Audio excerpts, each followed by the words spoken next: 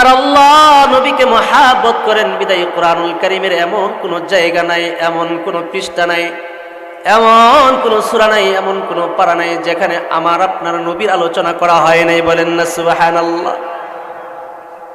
আল্লাহ বলেন ওয়ামা আরসালনাকা ইল্লা রাহমাতাল লিল আলামিন।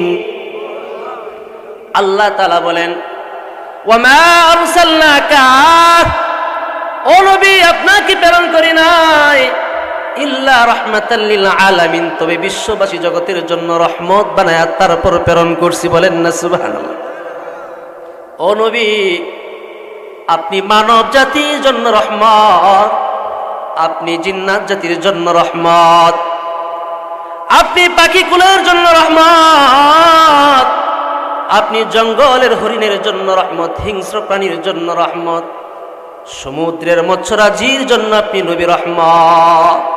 ও নবী আপনি মুমিনদের জন্য রহমত, আবার কাফেরদের জন্য রহমত। বলেন না সুবহানাল্লাহ। বলবেন হুজুর বুঝলাম না, মুমিনদের জন্য রহমত এটা বুঝলাম, ঈমানদারদের জন্য রহমত এটা বুঝলাম, কিন্তু কাফেরদের জন্য রহমত আবার হয় কেমনে? প্রশ্ন জাগেনি? হ্যাঁ, কাফেরদের জন্য রহমত হয় কেমনে? মক্কার কাফেররা রাসূলকে এসে প্রশ্ন করলেন, ইয়া রাসূলুল্লাহ, আগের জামানার উম্মতেরা যখন নবীদের সাথে বেয়াদবি করত, নবীদের নাফরমানি করত, নবীদের কথা মানত না, নবীদের সাথে এরকম ভাবে বেয়াদবি করলে আল্লাহ তাআলা সরাসরি গজব নাজিল করত, তাদেরকে ধ্বংস করে দিত। যেমন আদ জাতিকে আল্লাহ তাআলা ধ্বংস করে দিয়েছেন, যেমন আল্লাহ তাআলা সামুদ জাতিকে ধ্বংস করে দিলেন, নূহ আলাইহিস সালাতু ওয়াস সালামের জাতিকে প্লাবনে ধ্বংস করে দিলেন।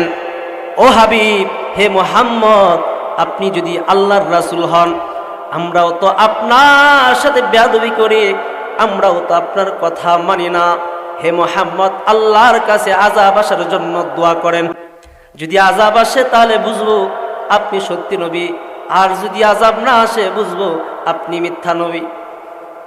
পয়গম্বর আসমানের দিকে মাথাটা উঠাইলেন, আল্লাহ তাআলা আয়াত নাযিল করে দিলেন, ওয়ামা কানা আল্লাহু লিয়ুআযিবাহুম ওয়া আনতা ফীহিম। আল্লাহ তাআলা আয়াত নাযিল করে দিলেন, ওয়ামা কানা আল্লাহু লিয়ুআযিবাহুম ওয়া আনতা ফীহিম। ও হাবিব, আপনি শুনে নেন, যতদিন পর্যন্ত আপনি কাফেরদের মধ্যে থাকবেন ততদিন পর্যন্ত আল্লাহ কাফেরদেরকে আযাব দ্বারা ধ্বংস করবেন না। যতদিন পর্যন্ত তাদের মধ্যে আপনি বিদ্যমান থাকবেন আল্লাহ তাআলার আযাব তাদের উপর পাঠাবে না।